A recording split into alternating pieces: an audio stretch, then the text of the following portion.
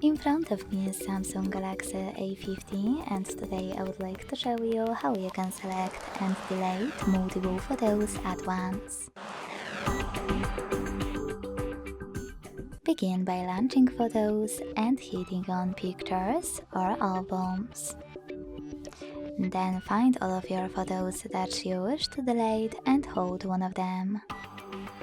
Now to select multiple right away, use this dot at the top left corner.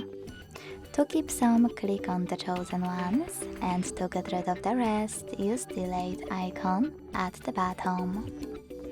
Then confirm your choice in the pop-up. Thanks so much for watching. If you enjoyed this video, leave a like, comment and subscribe. Bye!